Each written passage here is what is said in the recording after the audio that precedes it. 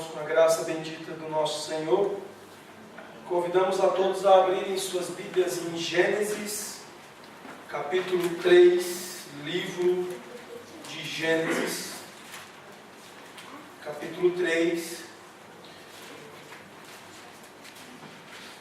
onde hoje nós nos ocuparemos dos versos 1 até o verso 15. Gênesis capítulo 3, versos de 1 a 15. Nos próximos domingos, a partir de hoje, e depois mais 3 outros domingos, nós estaremos falando sobre o advento, sobre a primeira vinda de nosso Senhor Jesus Cristo. E nós escolhemos alguns textos do Antigo Testamento para expor o que as Escrituras falam a respeito da vida de nosso Senhor.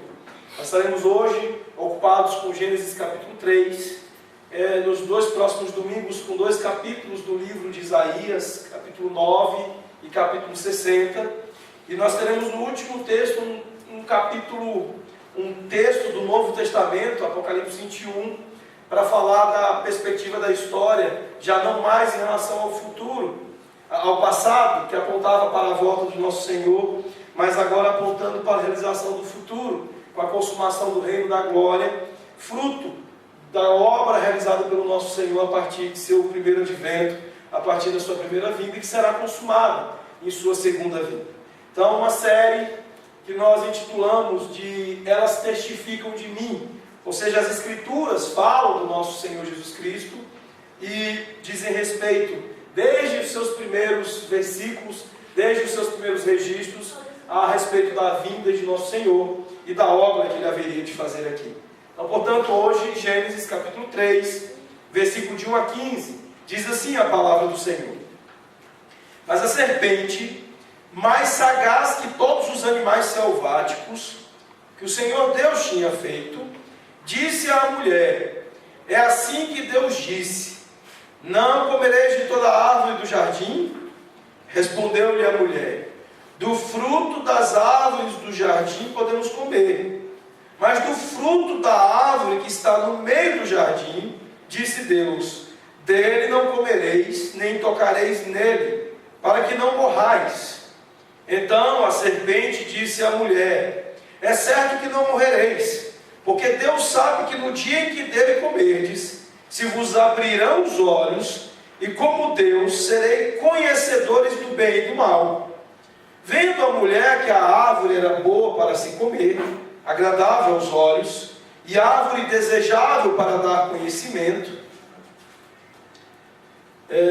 deu uma perdida aqui na letra pequena, para dar entendimento, tomou-lhe do fruto e comeu, e deu também ao marido, e ele comeu. Abriram-se então os olhos de ambos, e percebendo que estavam nus, coseram folhas de figueira e fizeram cintas para si. Quando ouviram a voz do Senhor Deus, que andava no jardim pela viração do dia, esconderam-se da presença do Senhor Deus, o homem e sua mulher, por entre as árvores do jardim. E chamou o Senhor Deus ao homem e lhe perguntou: Onde estás? Ele respondeu: Ouvi a tua voz no jardim, e porque estava nu, tive medo e me escondi. Perguntou-lhe Deus: Quem te fez saber que estavas nu? Comeste da árvore de que te ordenei que não comesses? Então disse o homem: A mulher que me deste por esposa, ela me deu da árvore e eu comi. Disse o Senhor Deus à mulher: Que é isso que fizeste? Respondeu a mulher: A serpente me enganou e eu comi. Então o Senhor Deus disse à serpente: Visto que isto fizeste, maldita és entre todos os animais domésticos, e o és entre todos os animais selváticos. Rastejarás sobre o teu ventre, e comerás pó todos os dias da tua vida. Porém, inimizade entre ti e a mulher, entre a tua descendência e o seu descendente. Este te ferirá a cabeça, e tu lhe ferirás o calcanhar. Oremos. Santo Deus, Pai, nós exaltamos o Teu nome e reconhecemos que estamos diante da Tua palavra, que nos dá testemunho a respeito da Tua glória e da Tua grandeza. Palavra, Senhor, que traz graça aos nossos corações. Palavra que simplesmente sendo lida, já nos comunica bênção da parte do Senhor, graça, instrução, correção.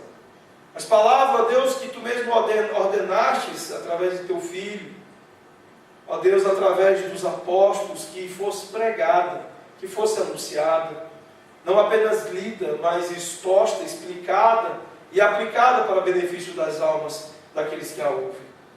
E neste momento que estamos diante dela, cumprindo o propósito, o mandamento, a ordenança do Senhor, nós, ó Deus, nos socorremos de Ti, da Tua direção, do Teu Santo Espírito, para que, ó Deus, o Senhor venha nos orientar quanto a falar, e que quanto ao ouvir, o Senhor nos instrua também, fazendo dos corações, corações sinceros, prontos, dispostos, não apenas a ouvir sinceramente, mas na prontidão de vida, a viver e obedecer a Tua palavra. Que nós possamos recebê-la e ter boa disposição em relação ao que ouvimos. É o que nós te pedimos para o benefício das nossas almas. No nome do Senhor Jesus. Amém. Amados, portanto, nós estamos na temporada de se falar mais firmemente, não que o advento não deva ser exposto, não deva ser trabalhado através da exposição das Escrituras em outras épocas. Mas estamos numa época, por conta da celebração pagã do Natal, onde as pessoas estão celebrando festivamente, comemorando aquilo que eles consideram o nascimento de Cristo, mesmo e não obstante não o conhecerem e não serem a motivação de seus corações a celebração de Cristo, mas a do paganismo que se tornou característico desta festa. Portanto, uma época oportuna para se falar do verdadeiro sentido bíblico, do verdadeiro fato histórico em torno do advento de nosso Senhor Jesus Cristo. Parte importante de sua obra, realizada para a salvação, para a redenção de seu povo. Nós estamos diante de um dos temas extremamente importantes e gloriosos da Escritura, e não é fácil falar do advento apenas começando pela encarnação de Cristo como uma criança, como um bebê nascido entre nós e que passou a viver entre nós. É necessário nós buscarmos na história a história por trás da história, as outras histórias que farão nós entendermos melhor a história. Para ilustrar para vocês a ideia do quanto a história muitas vezes é difícil de ser compreendida sem o pano de fundo completo, muitos de vocês assistiram a saga Senhor dos Anéis, né? E assim como quando o Senhor dos Anéis, uma obra desenvolvida por Tolkien, um autor católico, através de livros que se tornaram filmes e foram muito popularizados entre nós, nós tivemos contato no primeiro filme com a história de um anel. O sobrinho de um personagem chamado Bilbo Bolseiro, Frodo, encontra um anel na casa de seu tio e não entende a história que está por trás desse anel. Com o desenvolver da história, nós seremos apresentados a um personagem chamado Sméagol, que depois de ter contato com este anel e ser idolatricamente envolvido e malevolamente tomado pela influência desse anel, se transforma num personagem chamado Gollum. E a história fica sempre muito confusa, muito difícil de se entender, especialmente para quem vai assistir depois os outros filmes ou ler os outros livros, sem ter o pano de fundo completo, sem ter a compreensão completa do que está apresentando-se naquela história, você fica confuso e muito confuso. Há muitas outras obras, livros que são sequenciados, que quando você perde os primeiros capítulos, você não entende nada daquilo que se vê depois. E há alguns que no começo também já da apresentação você não consegue entender nada, porque é necessário você ter um pano de fundo mais completo daquilo que está sendo apresentado. Aqui, quando nós olhamos para o advento, e especialmente para o contexto onde nós vivemos, o que nós temos visto é uma quantidade enorme de pessoas não entendendo o que está por trás e aquilo que envolve também, propriamente, o advento, a vinda de nosso Senhor. Para se ter uma ideia só do que se faz os pagãos, né, a maioria deles começam a falar de Natal falando de anjos, de cantores, de anjos cantando, de homens cantando, de pastores de ovelhas, de gado, de manjedoura, de coisas desse tipo. Há uma ideia muito festiva na ideia que as pessoas assumiram a respeito do Natal. Tanto é que quando se fala de Natal, normalmente a primeira coisa que as pessoas pensam é em se fazer uma cantata de Natal. Por quê? Porque há uma associação deles de que Natal é festa, é celebração, é aniversário. E quando se fala de aniversário, o que as pessoas normalmente pensam? Em bolo, em local decorado e em festa montada. Mas quando nós olhamos para a vinda do nosso Senhor Jesus Cristo, para o advento, o que vem à nossa mente são histórias anteriores à própria história da encarnação do nosso Senhor Jesus Cristo. Seria muito estranho Deus encarnar e estar entre nós, da maneira e da forma como Cristo encarnou e esteve entre nós, sendo vista apenas pelo episódio em si, e por uma festa de aniversário que se estabelece em torno deste episódio.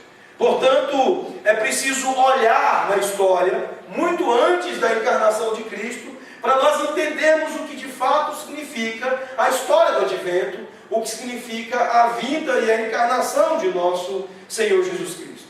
E nós queremos olhar para bem atrás das Escrituras, olhar para os capítulos de 1 a 3 de Gênesis, para percebermos em 3 grandes atos que são descritos nesses primeiros capítulos, daquilo que é a história que nos faz entender a história do advento, a história que nos faz entender a encarnação de nosso Senhor. 3 atos, 3 grandes atos, onde em cada um dos 3 nós vamos encontrar personagens importantes e que são importantes também para nós entendermos o porquê Cristo se encarnou e esteve entre nós. O primeiro ato, que é aquilo que nós vamos encontrar em Gênesis 1, é o ato da criação, onde Deus está no centro do palco. O ato 2, a queda, a ruína inicial da humanidade com a queda, com o primeiro pecado de nossos primeiros pais, do primeiro homem e da primeira mulher, que trouxeram um resultado devastador sobre a humanidade, trouxeram o pecado imputado a toda a raça humana, e que foi introduzido por um personagem aqui no texto, destacado, importante, que é a serpente. Então, por exemplo, nós não podemos falar de advento sem falar desse animal, sem falar de serpente, sem falar deste que foi um personagem importante na tentação de nossos primeiros pais. E há um terceiro ato ainda em Gênesis capítulo 3, já no final ali do texto que nós lemos, que é o ato da redenção, o ato da anunciação da esperança em meio a este quadro terrível de desespero e de devastação provocado pela queda, onde agora uma expressão passa a ser extremamente associada à esperança, que é a expressão da semente, daquela semente da mulher, que seria a chave para o advento e que seria também, portanto, a chave para toda a esperança de redenção da humanidade. 3 grandes atos que compõem uma história significativa, e a história por trás da história, a história que nos faz entender, de fato, o que significa o advento, o que significa a vinda de nosso Senhor. Nós vamos primeiro considerar algumas coisas importantes sobre cada um desses atos. O primeiro ato, o ato da criação, onde nós temos como atores o Deus Uno, e o Deus não apenas Uno, mas o Deus Trino, a Trindade Santa participando de toda a criação. A Bíblia, começando lá em Gênesis 1, gostaria que você fosse lá no capítulo 1 comigo, e já abrindo-se de uma maneira extremamente rápida e ao mesmo tempo furiosa com os atos criadores maravilhosos de Deus em constituir toda toda a criação, diz no versículo 1: no princípio criou Deus os céus e a terra. Que Deus? O Deus Pai, o Deus Filho e Deus Espírito Santo. Deus aqui é a Trindade Santa, porque é a sua expressão plural. As três pessoas e um único Deus, criando todas as coisas, criando os céus e a terra. O verso 2 diz: a terra, porém, estava sem forma e vazia. Havia trevas sobre a face do abismo, e o Espírito de Deus pairava por sobre as águas. Disse Deus: haja luz, e houve luz. E viu que a luz era boa, e fez separação entre a luz e as trevas. Chamou Deus a luz dia e as trevas noite. Houve tarde e manhã o primeiro dia. E disse Deus: haja firmamento no meio das águas, e separação entre águas e águas. Fez, pois, Deus o firmamento e separação entre as águas debaixo do firmamento, e as águas sobre o firmamento, e assim se fez. E então os versículos seguintes prosseguem em demonstrar toda uma criação excelente, especializada, em todos os seus aspectos prontos, feitos por um Deus glorioso, um Deus que a tudo precede e que a tudo criou, e que não apenas criou, mas fez todas estas coisas para que Ele mesmo pudesse governar.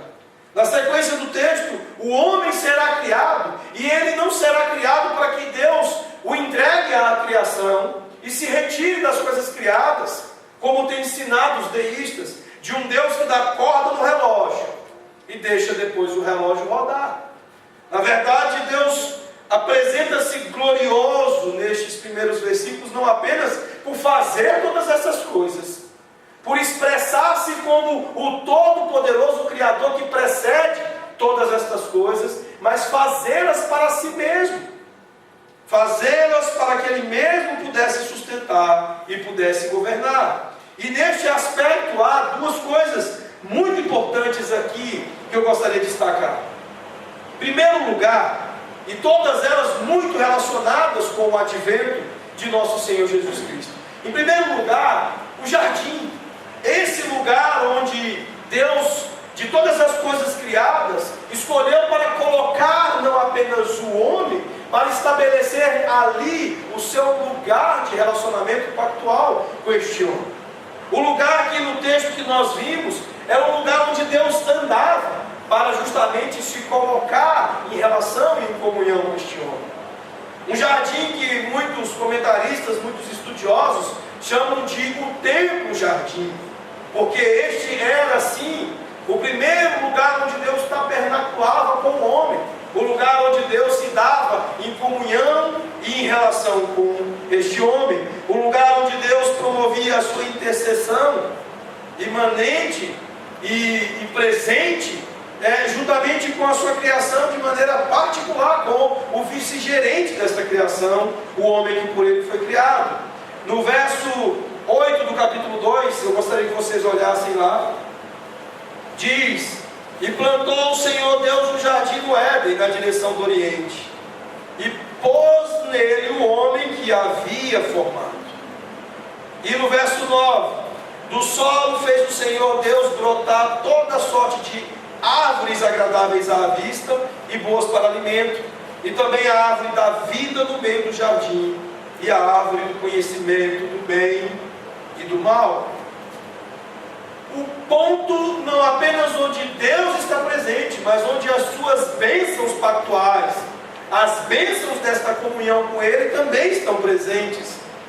Meus irmãos, uma belíssima realidade que está claramente conectada com a vinda, com o advento do nosso Senhor Jesus Cristo. Aqui neste lugar não havia nada para quebrar a comunhão do portador da imagem de Deus e Deus mesmo. E nós fomos feitos essencialmente para estarmos nesse lugar, para vivermos em comunhão com Deus. E jamais, e em nenhuma outra realidade que não na habitação desse jardim, nós seremos verdadeiramente satisfeitos. E é disso que se trata o projeto que envolve o advento do nosso Senhor Jesus Cristo. As pessoas estão entendendo, por exemplo, o jardim de seus próprios corações, de o lugar da sua comunhão com Deus, o aqui e agora.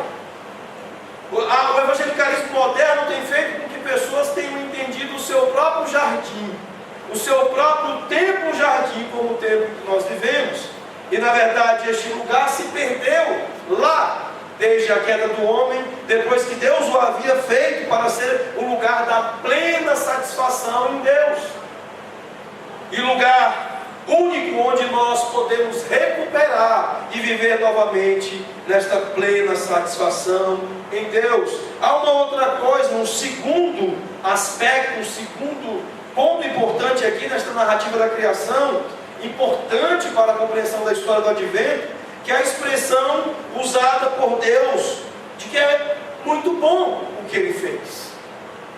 No final do capítulo 1, vejam comigo, verso 31, viu Deus tudo quanto fizera, e eis que era muito bom. Eis que era muito bom. Não era apenas bom, como Deus vinha se referindo até aqui, mas era muito bom. Esta expressão, esse comentário da criação pelo Criador, é a autenticação dele mesmo, de um Deus glorioso e excelente, de que o que ele havia feito era de fato muito bom, o que era próprio das suas mãos excelentes, da sua infinita capacidade criadora. Deus aqui dizer que é bom, é dizer que tudo está em ordem, que tudo está de acordo, que tudo confere. É mais ou menos a situação daquela pessoa que prepara uma comida e prova para ver se ficou tudo certo, para ver se o tempero está no ponto certo, para ver se as coisas, os ingredientes foram ajuntados da maneira correta. Alguns de vocês, que eu não sei aqui das mulheres se todas cozinham, deveriam, né? Já devem ter passado pela situação de juntar ingredientes e verem depois que o que fizeram não ficou bom, né? Muitas vezes vocês passam pela situação de que outros vão descobrir e perceber que o que você fez não era bom. Mas muitas vezes a nossa maneira de encarar o fato de que o produto final de alguma coisa que se fez era bom, não era desta mesma maneira como Deus olha aqui e diz que era muito bom. Ele está dizendo que estava tudo em ordem, que tudo estava fluindo bem, que tudo estava corretamente no seu lugar, no seu curso, da maneira como tinha que ser. Essa é a maneira de Deus ver e definir o que é bom. E guardem isso, porque isso é importante para a nossa compreensão. Porque nós costumamos pensar no que é bom de uma maneira muito diferente da maneira de Deus. Portanto, quando o Senhor olha para todas as coisas criadas, no final deste seu primeiro ato, a criação, Ele diz que todas as coisas estavam em ordem, todas as coisas estavam corretamente ajustadas, que estavam funcionando corretamente, que estavam para ser como foram feitas para ser, que estavam para ser como deviam ser. A palavra hebraica utilizada em todo o Antigo Testamento para se referir a esta ordem de ajustes é a palavra shalom, a palavra paz. Quando nós lemos o texto de Isaías 53, o texto diz que ele veio, o Senhor Jesus Cristo, foi moído para nos dar a paz, para voltar ao que era muito bom, ao que era em estado de ordem, aquilo que era ajustado e correto. Portanto, não houve na criação, naquilo que Deus fez, qualquer desunião nas coisas criadas. Havia um perfeito ajuste entre o homem e as demais coisas criadas. Havia uma perfeita harmonia entre todos os animais. Há algumas referências proféticas à volta desse muito bom, dizendo, por exemplo, que o tigre vai pastar com o boi. Você consegue imaginar um tigre pastando, brincando por aí com o boi? Consegue? O que vai acontecer se você juntar os dois num pastozinho? Hein, Juraci? Lá numa fazenda aqui de Goiás, você soltar no mesmo pasto o tigre e o boi. Você vai ver sangue correndo.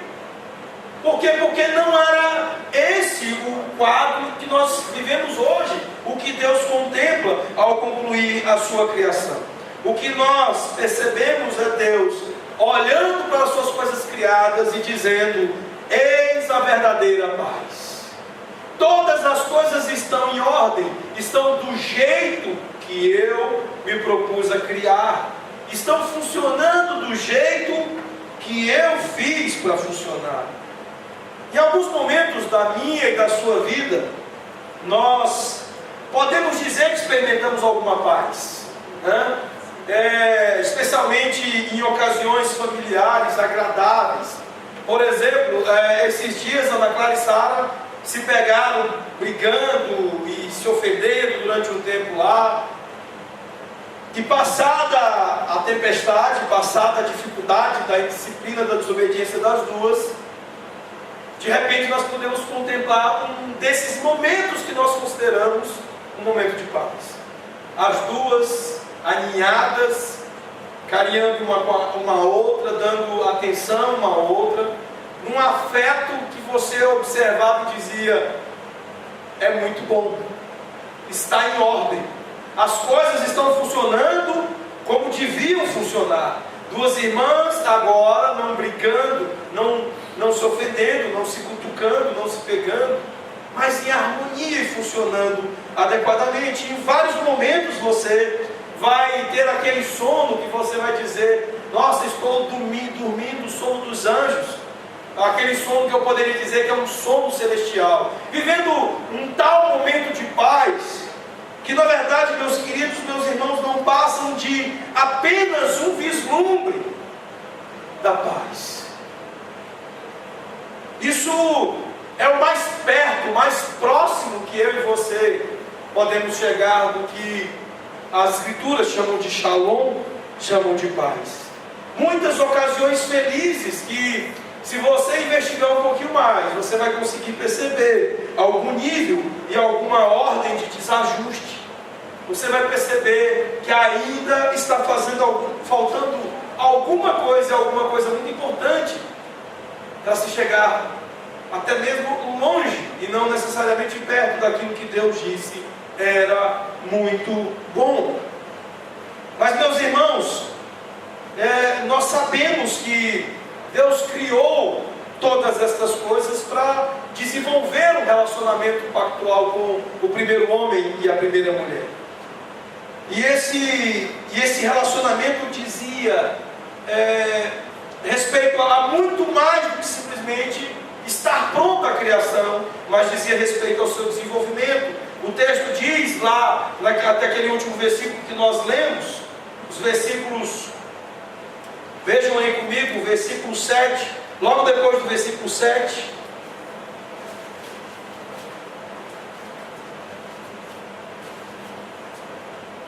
Então, capítulo 2, versículos 7 e 8. Então, formou o Senhor Deus ao homem do pó da terra e lhe soprou nas narinas um fôlego de vida.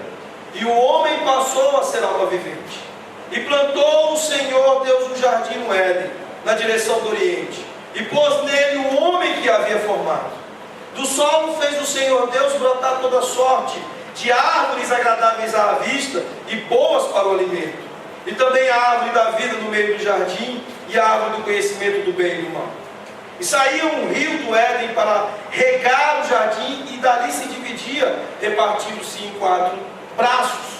E depois, continuando, verso 15: tomou, pois, o Senhor Deus ao homem e o colocou no jardim do Éden para o cultivar e o guardar. E o Senhor Deus lhe deu esta ordem: de toda a árvore do jardim comerás livremente, mas da árvore do conhecimento do bem e do mal não comerás, porque no dia que dela comeres, certamente morrerás.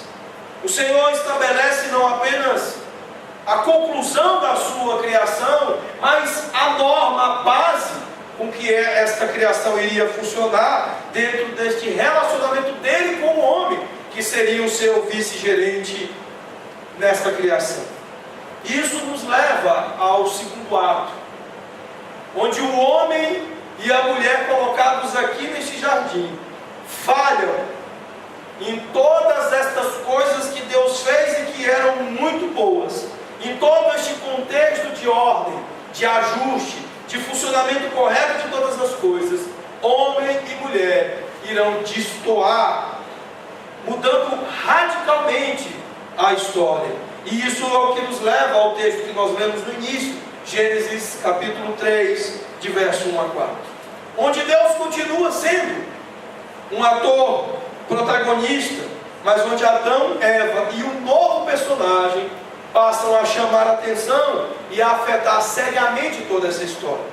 Uma mudança radical, uma mudança que faz toda a diferença para se ler bem a história do advento. Sem esse ato, o advento seria confuso e seria incompreensível. Por que Jesus Cristo, Deus, encarnou como um bebê? Por que ele veio à terra? Por que Adão e Eva, que fizeram o que todos nós fazemos, e não obstante tinha uma composição genética perfeita, tinha todo um ambiente favorável, por que eles se meteram nessa confusão toda? São perguntas naturais e perguntas que a história nos dirá, que a história nos explicará. E é aí que vem a serpente. E dois itens importantes e muito claros nesta história, que são não apenas a queda em si, mas aspectos, facetas importantes da tentação e da atuação deste animal em tentar a primeira mulher e trazer através desta tentação, convencimento da prática do pecado a esses nossos primeiros pais. No verso 1, o texto inaugura a presença deste animal. Diz: mas a serpente, mais sagaz que todos os animais que Deus tinha feito, disse à mulher: é assim que Deus disse, não comereis de toda árvore do jardim. Algumas coisas interessantes aqui. O texto diz que é o mais astuto que qualquer outro animal. Aqui, antes de nós considerarmos o fato de ser um animal que fala, porque o importante na sua astúcia não é necessariamente o fato de falar, mas como esse animal fala. E esse astuto aqui no texto, alguns estudiosos estabelecem uma relação muito interessante com o texto de Gênesis 2:25. Veja comigo lá no capítulo 2, verso 25. O texto diz: ora, um e outro, o homem e sua mulher, estavam nus e não se envergonhavam. A palavra hebraica usada nestes dois versículos, o versículo 25 e o versículo 1, a palavra nu e a palavra astuto, quase são correspondentes. A palavra para astuto é a palavra arum, e a palavra hebraica para nu é muito similar a arum. Ou seja, a astúcia desta serpente, deste animal, era algo muito próprio e muito próximo à própria ideia do conceito de nudez, que aponta para a ideia de falta de inocência, nós diríamos aqui num linguajar bem populesco, de ser sem vergonha, né? Vocês já ouviram muito esse tipo de expressão? Deixa de ser sem vergonha, menino. Vocês já ouviram alguns pais se referindo aos meninos, aos seus filhos dessa maneira? Deixa de ser sem vergonha, menino. Isso, em outras palavras, quer dizer: deixa de ser maldoso, deixa de ser pouco inocente, sem inocência. Então, aqui há uma clara relação entre esta astúcia da serpente e o fato da nudez exposta do homem e da mulher depois de pecarem, na sua falta de inocência. A serpente perspicaz, portanto, ela irá, no final das contas, conduzir os seres humanos nus para a vergonha e para a perda de Shalom. Mas o seu próprio comportamento já antecipa a própria característica daquilo que vai caracterizar os efeitos da queda sobre o homem, sobre a mulher, na sua nudez exposta, na sua falta de vergonha. É interessante nós observarmos que a serpente não parecia aqui ser um animal assustador. conceito muito definido a respeito de cobras e serpentes. Há algumas pessoas que têm um temor,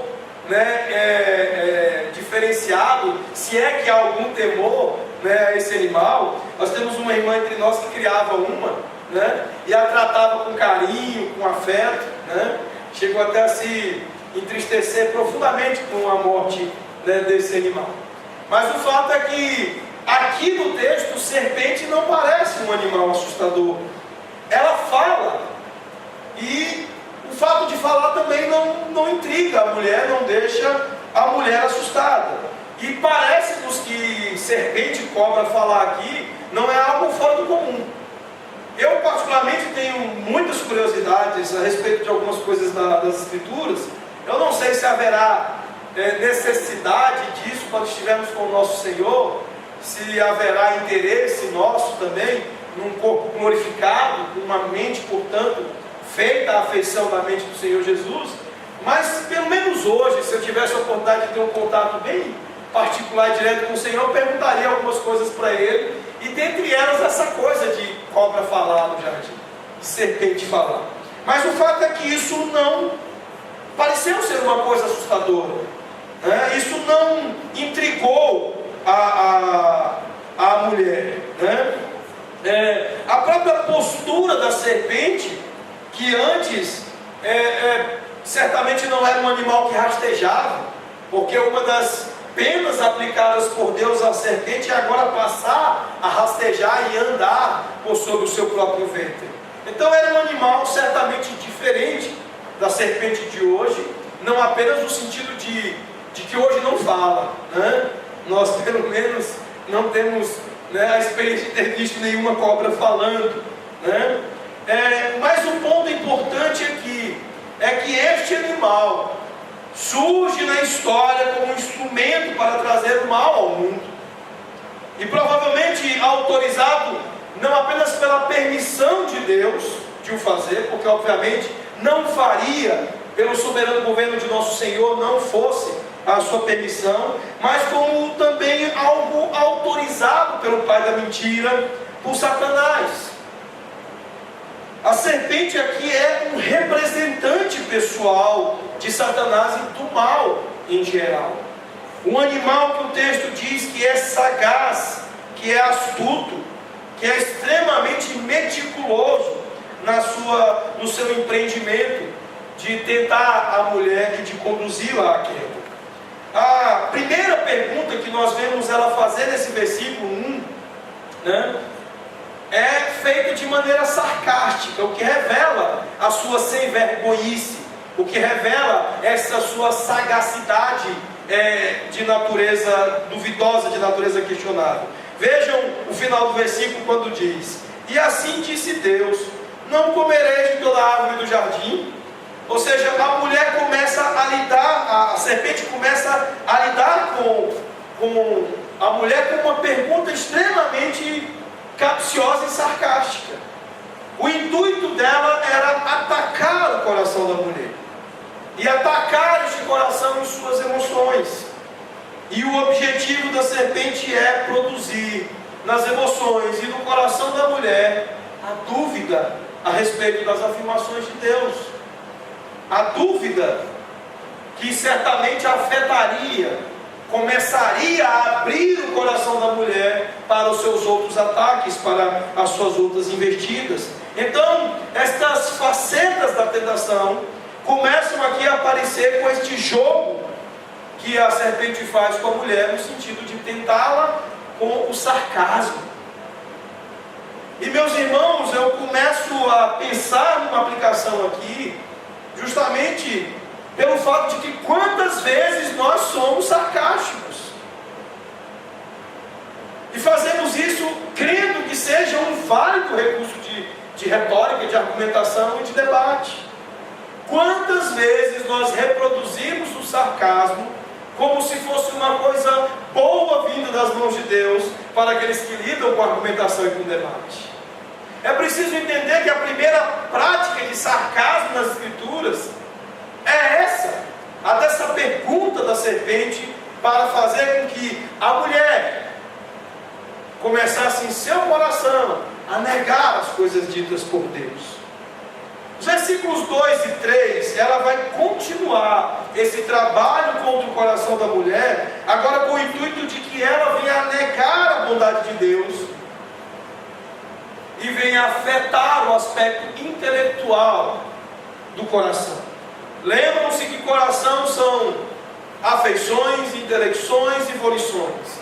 E a serpente ataca o coração da mulher nos 3 aspectos para poder fazê-la negar a Deus. O primeiro ponto, ela começa com um sarcasmo a mexer com as afeições da mulher. E agora nos versos 2 e 3, ela vai fazer o jogo que mexe com o intelecto da mulher. No versículo 2, respondeu-lhe a mulher: do fruto das árvores do jardim podemos comer, mas do fruto da árvore que está no meio do jardim, disse Deus, dele não comereis, nem tocareis nele, para que não morrais. A mulher tinha conhecimento do que Deus havia lhe ordenado, né? Há absoluta consciência da mulher das coisas que Deus havia ordenado. Mas há uma coisa interessante aqui do verso 3, que há a mulher aqui acrescentando algo que não consta da ordem de Deus lá atrás, né? Mas da árvore do conhecimento que está no meio do jardim, disse Deus, dele não comereis, nem tocareis nele, para que não morrais. A maneira da mulher lidar com isso já demonstra obviamente aqui a insegurança intelectual da mulher. Nós podemos ver em nossos filhos uma consciência de enfatizar as nossas proibições como restrições, como meras restrições e não como benefícios. A mulher, ao reproduzir o mas, a ordem assim como ela foi dada, ela deixa muito claro que ela tem consciência de restrição. Vocês lembram-se de muitos filhos, aqueles que os têm, ou de crianças, aqueles que lidam com elas, de serem muito enfáticas em relação a coisas que lhe foram proibidas, sem fazer qualquer tipo de consideração benéfica em relação a isso. Mas normalmente, quando se a entende apenas como restrição, o que se faz resume-se a ordem. Eu já vi, por exemplo, a Ana Clara, eu não me lembro se era prima ou coleguinha, fazer mais ou menos assim: a fulana, Ana Clara, vamos fazer isso. A fulana dizendo para ela: vamos fazer isso? Não, papai não deixa. O que a criança quer demonstrar quando responde assim? Vocês sabem? Mera resignação da ordem dada, meus irmãos.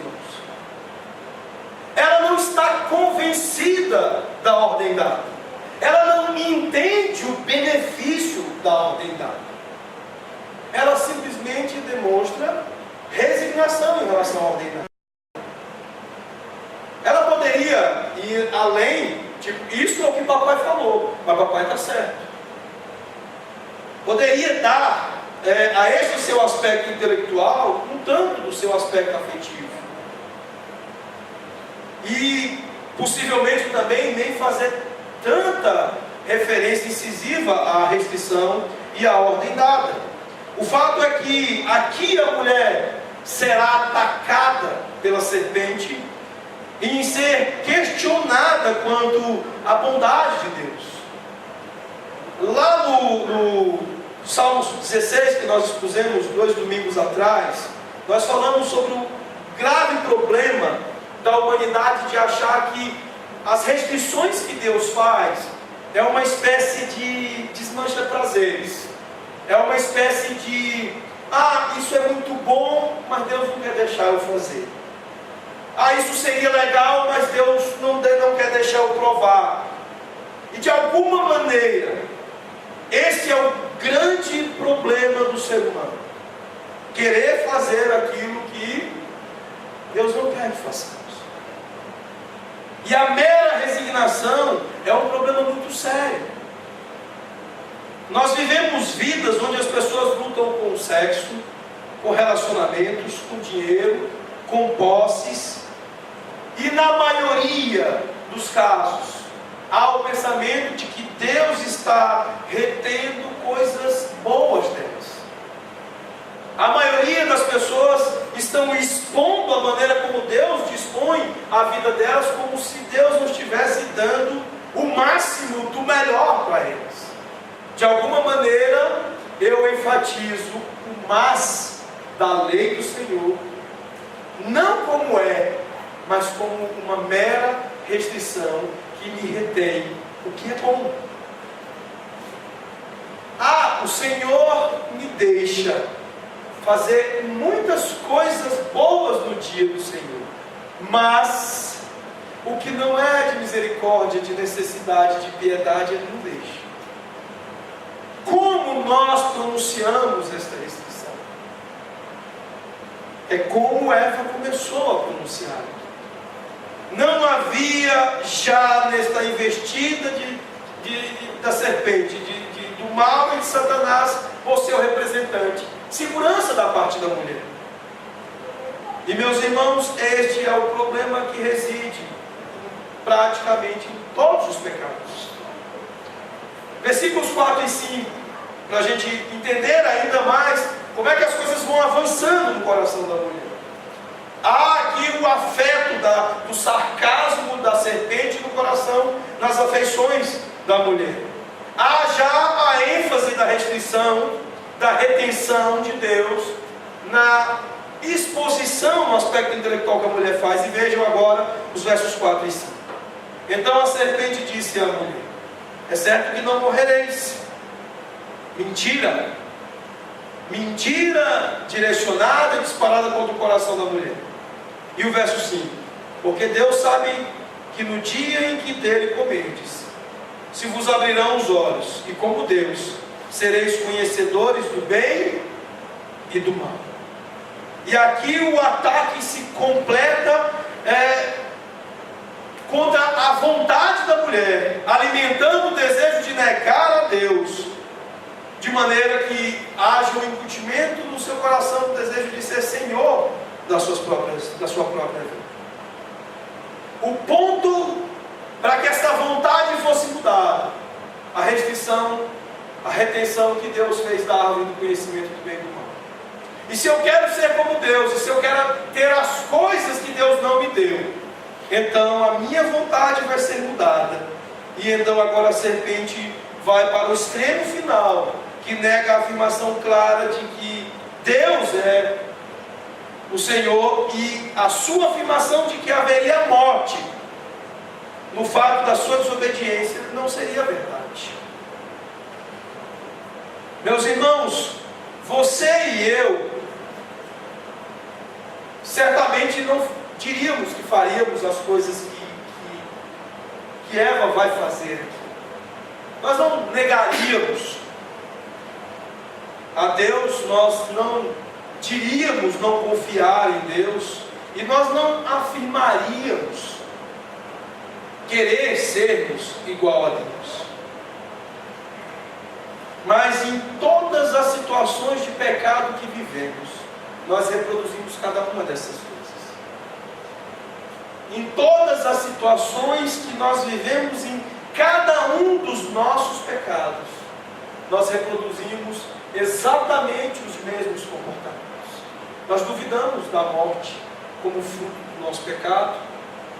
Nós nos indispomos e criamos uma atitude de incômodo com a retenção e com a restrição que a lei do Senhor faz em relação à nossa prática, aos nossos corações.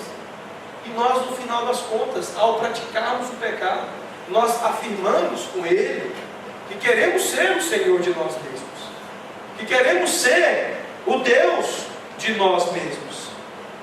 O fato é que eles iriam descobrir que não há ninguém como Deus, e que perder a confiança nele é perder a própria vida. E é isso que nós experimentamos em cada um dos nossos pecados.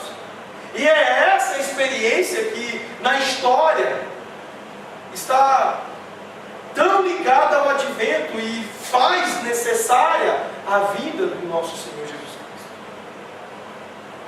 Porque nós tentamos ser o Deus que Ele é. Nós, como carne e como homens, tentamos ser aquilo que somente o próprio Deus seria. E foi necessário que Ele estivesse entre nós para ser aquilo que nós tentamos ser. Deus encarnado. Nós raramente duvidaríamos, ou diríamos, claramente que duvidaríamos de Deus, e negaríamos tão claramente a sua bondade, negaríamos tão claramente a nossa confiança nele, e afirmaríamos tão claramente que nós queríamos ser como Deus. Mas esse é o fato de cada um dos nossos pecados, assim como foi o fato do pecado desta mulher. Versículo 6. Esta tentação vai ser consumada pelo erro da mulher. Vendo a mulher que a árvore era boa para se comer, agradável aos olhos, e árvore desejável para dar entendimento, tomou-lhe do fruto e comeu, e deu também ao marido, e ele comeu. Vejam que a narrativa bíblica para a queda em si é bem mais rápida do que a narrativa da tentação. A queda acontece de uma maneira rápida e devastadora. A mulher vai pegando, vai olhando, vai pegando e vai comendo, e já vai dando para o homem, e o homem vai comendo. É isso que o texto bíblico nos diz.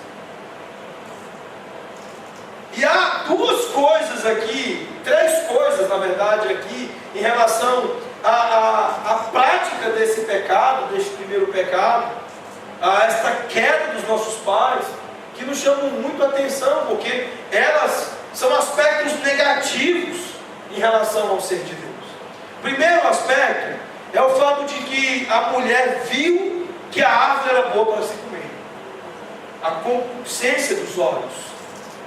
Ela viu que era bom. Vocês se lembram lá atrás do que era bom? O que era bom para Deus? Quando Deus olhou para todas as coisas e disse que era muito bom. Eram as coisas em ordem, as coisas corretas, as coisas funcionando como deviam funcionar. Agora a mulher, ela resolve definir o que é bom com seus próprios olhos. Ela olhou e ela viu que era bom para comer. Ela, já imbuída em seu coração do sentimento de querer ser Deus, de querer ser Deus de si mesmo, ela olha e diz que é bom. Em contraste com o que Deus afirma, ela diz que é bom para se comer. Deus diz que não era bom para se comer.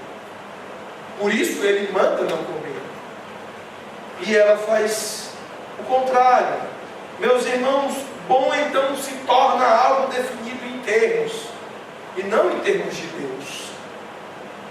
Este é um dos graves e sérios problemas da humanidade por trás do advento.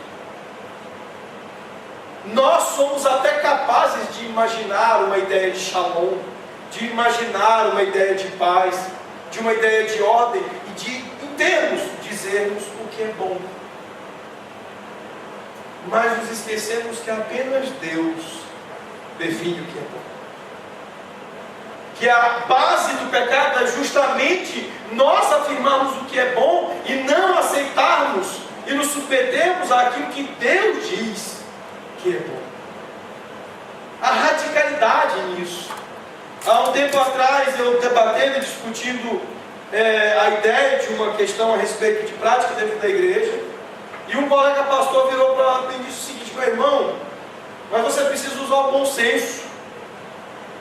Eu falei: o que é bom senso para o irmão? Ele disse: olha, bom senso é nós termos em mente a ideia de paz. Eu falei: mas e as escrituras? Existe bom senso além das escrituras? Ele disse: não, mas é claro que existe. Ele não pode aplicar a Bíblia a ferro e fogo. É exatamente isso que a mulher faz aqui. A concupiscência dos olhos o olhar humano de querer ser Deus e de querer dizer o que é bom. Se nós, cuidando dos nossos filhos, costumamos dizer para eles: olha, isso não é bom. Por exemplo, criança gosta de brincar na rua, vocês já perceberam isso? Desde bebezinho, criança não gosta de brincar com coisas seguras. Você vai lá na loja, compra aqueles móveis, tudo planejado, ergometricamente, né? Tudo assim no tamanho certinho, sem quinas, sem pontas que furam, sem coisas que machucam, sem coisas que cortam. Aí a criança escapa de você e, com a consciência dos olhos, ela entra dentro da cozinha e aí ela acha aquilo maravilhoso. Nossa, que lugar legal, tem facas, oh, eu vou brincar com faca, né? E aí a Débora corre para a gaveta do armário da pia, e aí abre a gaveta e aí pega a faca e quer tirar a faca lá de dentro, e a concupiscência dizendo com os seus olhos: ah, que coisa legal de se brincar, uma faca, né? E aí você vê a criança com a fresta do portão aberta, ela olha e vê aquela rua, né, onde carro passa ali, até a rua do condomínio lá, Joaci, onde se deveria trafegar 10, 20 km por hora, o sujeito passa ali a quase 40, 50, 60 km por hora.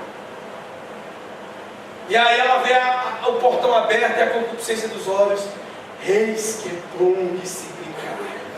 Vou correr para a rua e vou me acabar ali de brincar. O irmão sabe o risco que é de um carro vir e pegar. É a mesmíssima coisa aqui, mas a mesma coisa que não apenas as nossas crianças fazem, mas que você fazemos quando pecamos. Os nossos olhos se atrevem a dizer o que é bom. Os nossos olhos se atrevem a cobiçar o que Deus diz que é ruim. E nós, tentando ser deuses de nós mesmos, afirmamos: não, isso é bom. Segundo lugar, é que ela não apenas olha e diz que é bom, mas ela conclui que é uma delícia, que é bom, mas é bom para se comer. Não é apenas bom para se olhar. Aqui o texto bíblico anteriormente, no capítulo 2, eu estou ceguinho, não estou conseguindo enxergar aqui com a dificuldade danada. Verso 9: do solo fez o Senhor Deus brotar toda sorte de árvores agradáveis à vista. Mas a mulher aqui, a sua concupiscência dos olhos, não é apenas no sentido de falar: ó, que árvore linda de se olhar. Da Débora no sentido de entrar na cozinha e dizer: nossa, como a cozinha aqui de casa é bonita. Mas há o aspecto de se entender que isso é uma delícia para se provar. É bom para se comer, diz o texto bíblico. Eva escolheu acreditar em seus olhos e não no Criador. Eva escolheu confiar naquilo que é a beleza estética aos seus olhos e não naquilo que é o ético de Deus apresentado para regular as nossas vidas. Meus irmãos, nós temos nos envolvidos em toda sorte de tragédias, e por isso o advento foi necessário, por conta de toda a tragédia e devastação que nos envolve. E todos os dias nós temos feito escolhas estéticas e não éticas. Nós escolhemos as coisas não pelo que é certo, não pelo que é ordem e ordenado, mas por aquilo que agrada os nossos olhos. Rapazes que escolhem moças ímpias para se casar, porque são bonitas aos olhos, porque parece bom aos olhos, mesmo Deus tendo os proibido de se unir àqueles que são adoradores de outros deuses. Em terceiro lugar, uma outra coisa importante aqui é que faria esse fruto, este conhecimento, faria de quem o comer um sábio. É a soberba da vida. Algo certamente na mentalidade que de Eva estava faltando em sua vida. E se poderia ser acrescentado. E ela não queria ficar fora do circuito. Ela queria saber de tudo.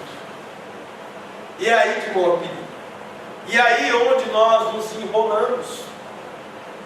Porque nós queremos saber de tudo. E em essência, nós queremos ser igual a Deus, por mais que nós venhamos a negar. Ela estava pronta para assumir um novo papel, uma espécie de amante do universo. A queda, portanto, foi natural e rápida, e nos apresenta os mesmos elementos com as mesmas rápidas e naturais tragédias que têm tomado conta das nossas vidas até hoje. Mas houve resultados. Aqui o verso 7 e 8. Abriram-se então os olhos de ambos, e percebendo que estavam nus, coseram folhas de figueira e fizeram cintas para si. Quando ouviram a voz do Senhor Deus, que andava no jardim pela viração do dia, esconderam-se da presença do Senhor Deus, o homem e sua mulher, por entre as árvores do jardim. Meus irmãos, houve vários resultados da queda para a terra, para a serpente, para o homem e para a mulher. Estão todos devastados e condenados. O texto bíblico diz que homem e mulher agora estão no mesmo tipo de exposição à falta de inocência que a sagaz serpente que tentava. Agora eles estão nus. Eles não eram mais inocentes. E o pior de tudo, eles eram incapazes de ajudar a si mesmos. Foram incapazes até de cobrir a sua própria nudez. Tentaram de alguma maneira se cobrir. E as folhas de figueira que eles arrumaram mal cobriam a sua nudez. Eles foram incapazes de lidar com as consequências de seus pecados. Ficaram envergonhados. O verso 8 diz que eles se esconderam e não podiam ficar totalmente expostos nem na frente de Deus e nem mesmo na frente um do outro. Tornaram-se isolados e experimentaram pela primeira vez a separação e uma falta total de shalom. Aquilo que Deus diz era muito bom, foi comprometido.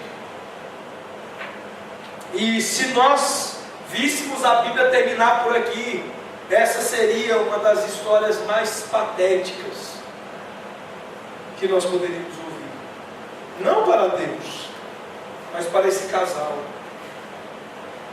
Nenhuma história seria tão lamentável, tão patética do que a história de Adão e Eva, se todas as coisas tivessem terminado no embaraço, no constrangimento, na terrível vergonha que esses dois experimentaram a serem pegos por Deus na situação em que estavam. Mas há uma coisa muito interessante a partir dos versos 9 e o verso 15.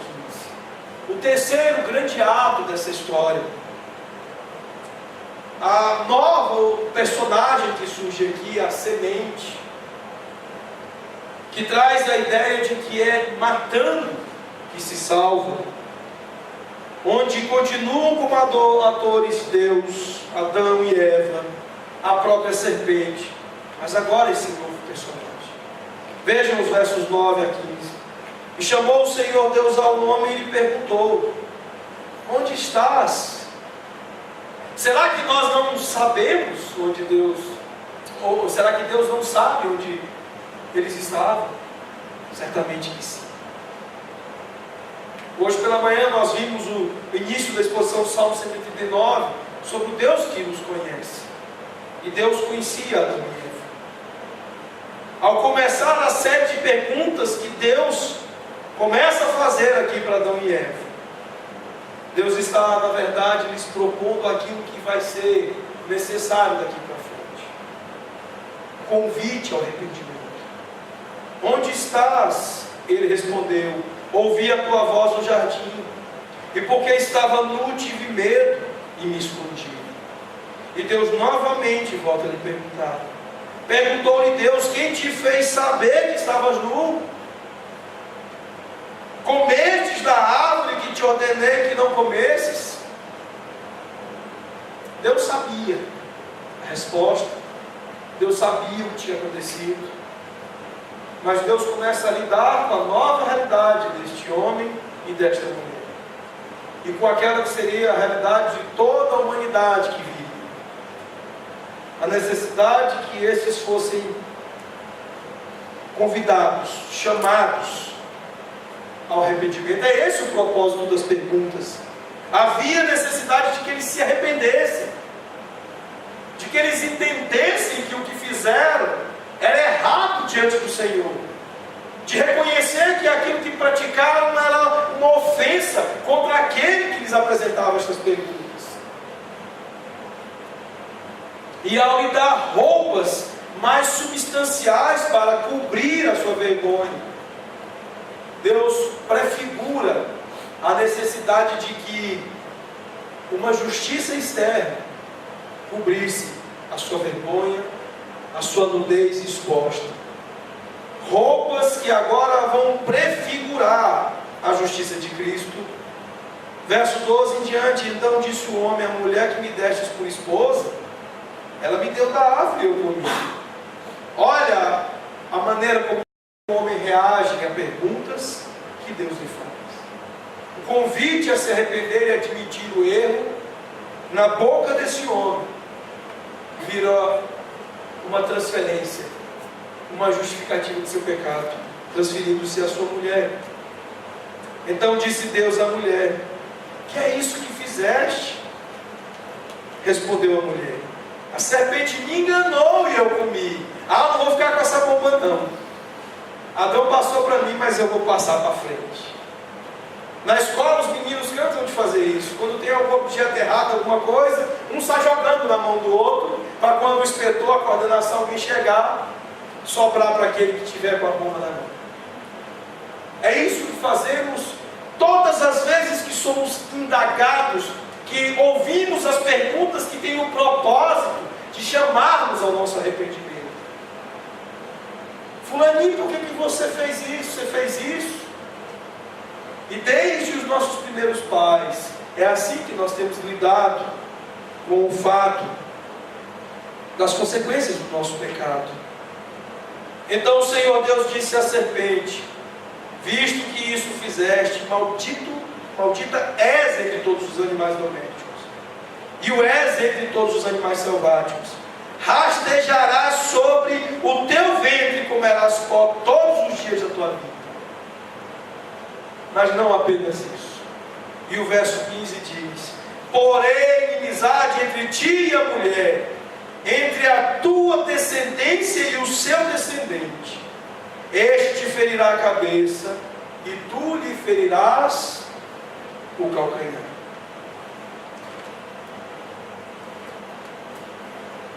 Meus irmãos, há uma coisa interessante nesta anunciação profética do advento, da vinda da semente que vai ferir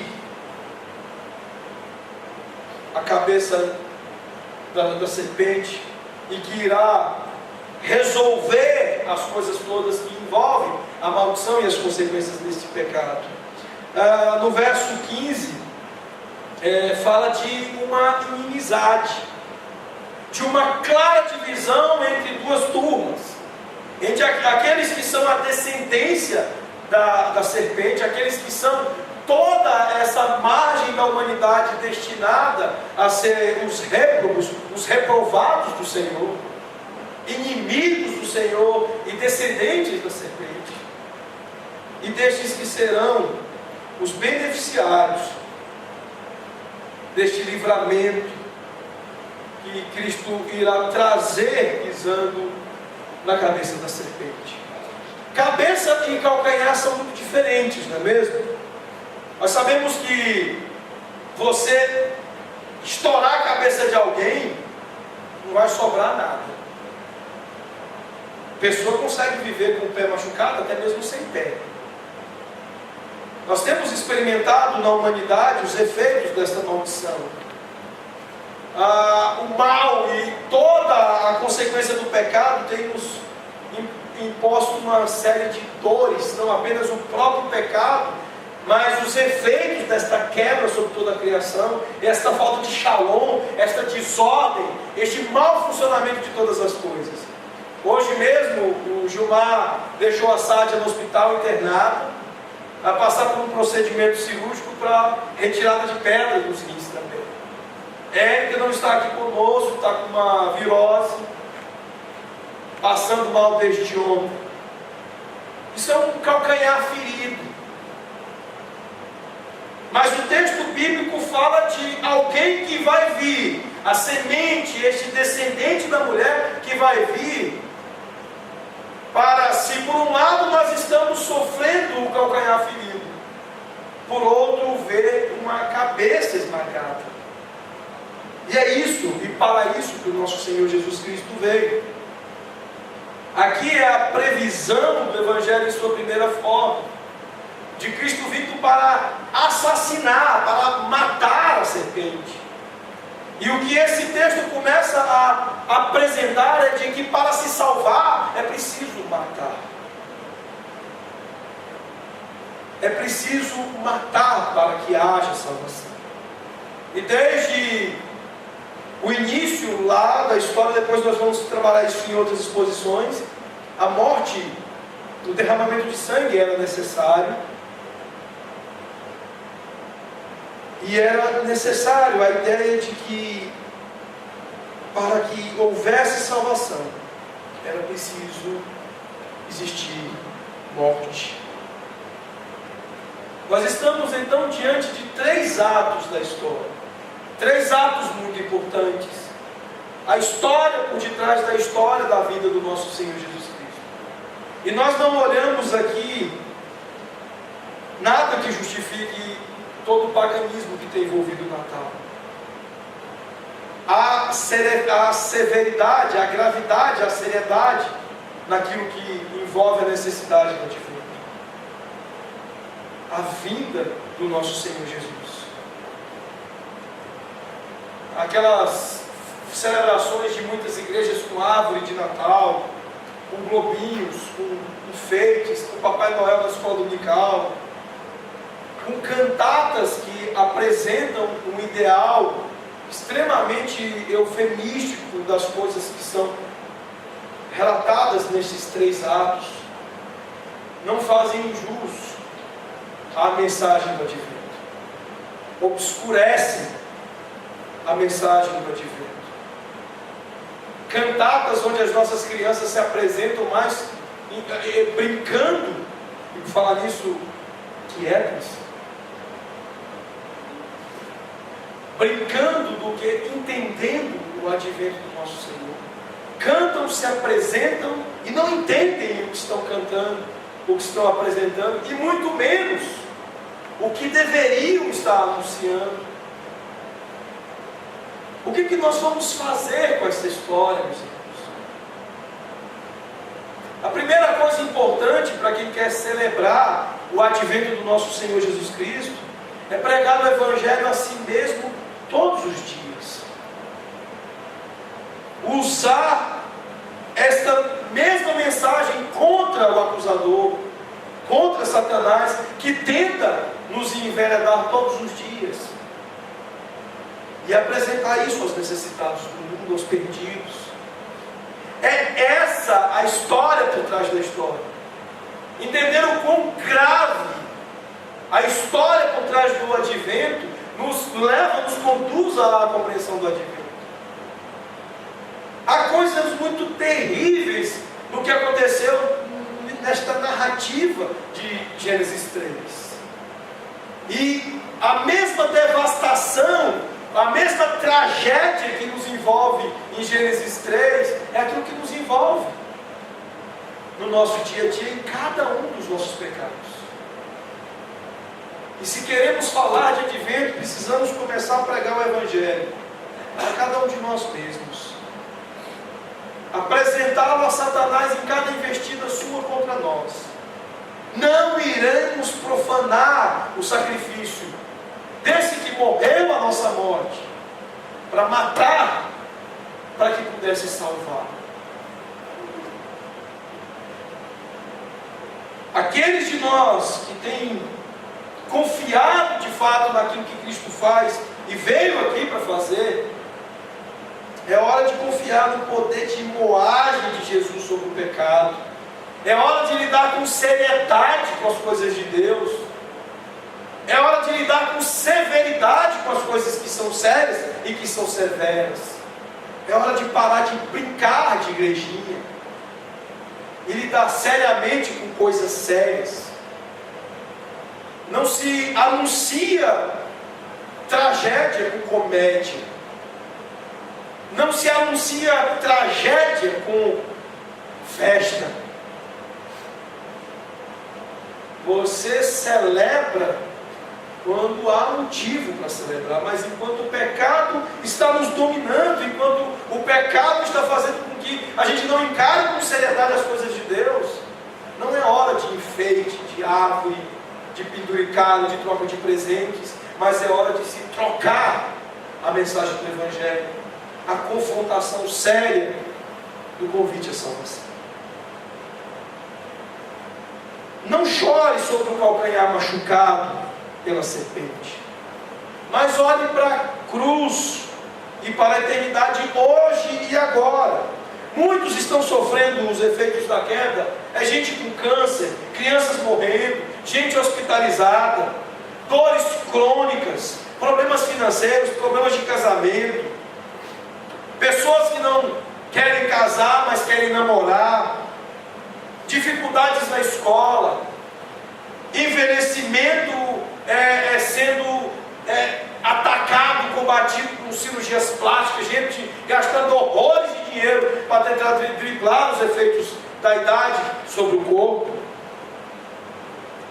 São lutas que pessoas estão enfrentando de maneira absolutamente errada.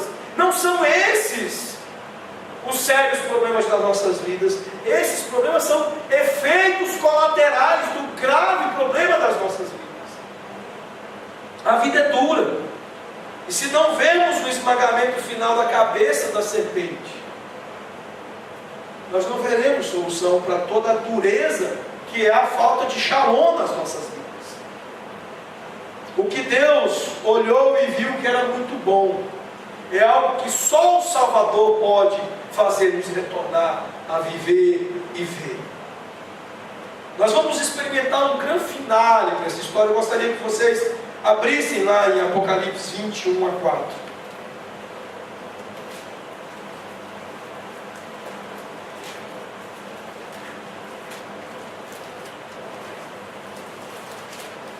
Apocalipse capítulo 20, verso 1 a 4 diz: Então vi descer do céu um anjo, tinha na mão a chave do abismo e uma grande corrente.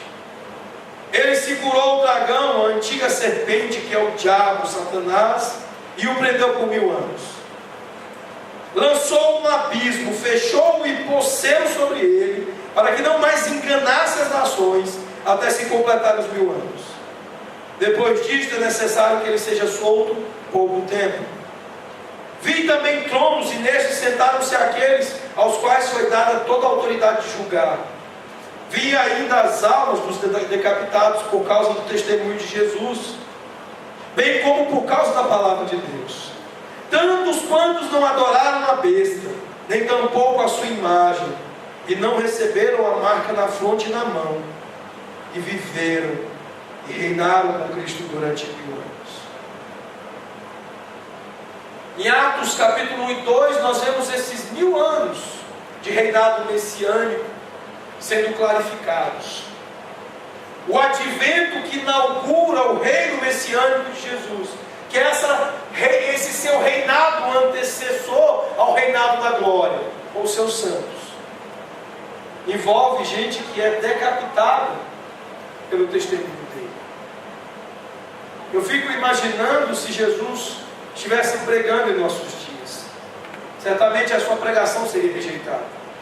Se ele fosse pregar no advento, no Natal, Certamente pessoas iriam trocar a sua pregação por uma grande cantada, por uma festa, uma celebração. Meus irmãos, nós precisamos entender qual é o método de Deus, como Deus expõe a sua história. E é assim que Deus faz. Na história, por trás da história, há coisas muito sérias, muito graves e muito severas. Cristo está conduzindo o seu reino. Cristo está conduzindo a sua obra desde o seu advento, no seu reinado messiânico. E nós precisamos tomar parte disso. Pregar o Evangelho mais do que organizar trocas de presentes, festas e coisas que irão entorpecer os olhos daqueles que já acham que ruim é bom. Que Deus nos abençoe e que Ele nos ajude a olhar a história adequadamente. Vamos orar. Senhor nosso Deus e nosso Pai, Deus bendito, Senhor das nossas vidas. Ó Pai, perdoa os nossos pecados, perdoa a nossa falha de entender o advento do Senhor, de entender a urgência e a crucialidade da mensagem que está envolvida na vida do Senhor Jesus Cristo. Como o próprio livro de Atos dos Apóstolos irá expor, o Evangelho é arrependei-vos e crede no Senhor, que é chegada a hora. Nós não estamos em um parquinho de diversão, nós não estamos para brincar, mas estamos para lidar com assuntos sérios, com assuntos de vida e de morte, e que envolvem histórias tristes, envolvem a grande tragédia da humanidade, que é o pecado que tomou conta de todos nós, que é a falta de shalom, a falta de paz, de ordem, a falta de as coisas estarem funcionando segundo o Senhor. E nós te clamamos, Senhor, tem misericórdia de nós, tem misericórdia do teu povo, tem misericórdia da tua igreja. E ó Deus, que nós venhamos a olhar para o tempo que se avizinha e venhamos a cuidar dos nossos corações, cuidar das nossas almas, entender que o maior presente nesta época que nós podemos dar a alguém é o convite ao arrependimento. É o convite a estes a arrependerem-se de seus pecados e crerem e confiarem no Senhor Jesus Cristo. E esperarem nele o retorno do Shalom. Que nós possamos anunciar a nós mesmos todos os dias o Evangelho. Os convidarmos a nós mesmos todos os dias ao arrependimento. E fazermos isso aos perdidos, a outros crentes, entendendo que o reino do Senhor está sendo consumado. E somente aqueles que estão debaixo do arrependimento do Evangelho estarão participando da glória do reino que Cristo irá inaugurar com a sua vida. Abençoe-nos, ó Pai. Dá-nos a viva compreensão da mensagem que nos envolve. É o que nós clamamos no nome do Senhor Jesus.